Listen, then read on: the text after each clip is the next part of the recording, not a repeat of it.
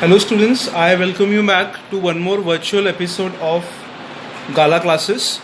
Many students were giving me a request कि I should start with the chapter of vectors. Along with the trigonometric function, I have started the syllabus of vector as well. This chapter will be for 5 to 6 marks for your theory syllabus. One question will be there in JEE and one numerical will be there in CET. This chapter is divided in total two groups. The first part is theoretical, that is we have theorems, and the second half will be the numericals. So आज हम लोग क्या करेंगे, we'll study 2-3 theorems of this chapter which are very simple to understand, and in this theorem as well you will find some formulas that you can use in the numerical section. So to start with the chapter, my first point is I have to study the definition of collinear vectors. Collinear vector मतलब क्या, and what theorem or what formula will be using to find the answers related to the numerical which are based on collinear vectors. So now when I say the vectors are collinear, what does it mean? First of all, I like the definition of collinear vectors. I'll say if A bar and B bar, we everyone know that the vectors are represented as A, the bar sign represents the direction. So if A bar and B bar are any two collinear vectors, I have assumed that the vectors are collinear. So if A bar and B bar are any two collinear vectors, then they can be expressed as a linear combination.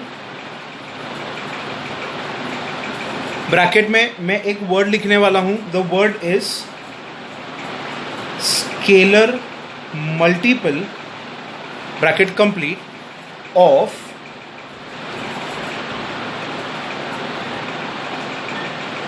each other.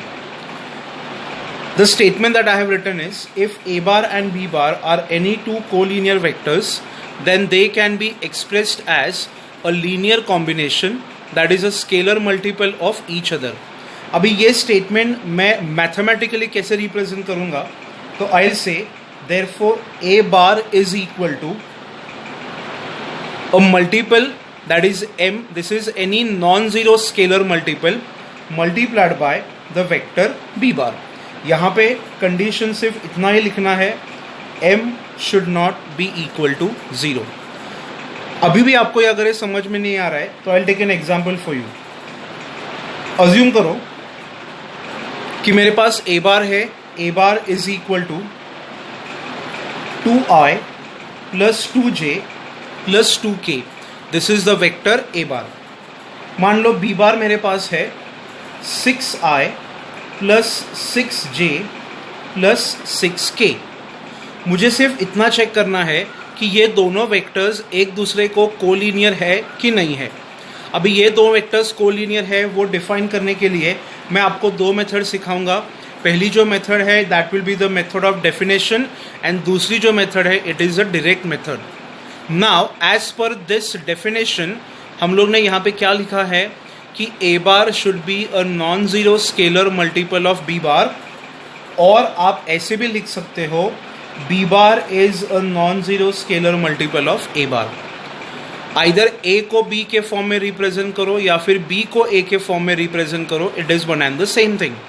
सो अगर आप ये B बार के equation में देखोगे तो in each and every point, in each and every coefficient I have 6, 6 and 6. समझ में आ रहा है? Now from this entire equation अगर मैंने 3 कॉमन लिया, आप 6 भी ले सकते हो, मैंने 3 कॉमन लिया है, तो ब्रैकेट के अंदर मुझे क्या मिलेगा? समझ में आ रहा है? 3 2 जा 6, 3 2 जा 6, 3 2 जा 6. But what does this 2i, 2j, 2k represents? It is nothing but the vector A bar. So यहाँ पे can I say B bar is equal to 3 multiplied by A bar. B bar is equal to 3, मतलब a non-zero scalar is multiplied with the another vector A bar. समझ में आ गया? So when this type of equation is satisfied, we say that the given vectors a bar and b bar, they are collinear to each other. जैसे कि मैंने आपको बताया कि we can also identify their collinearity property by one more method.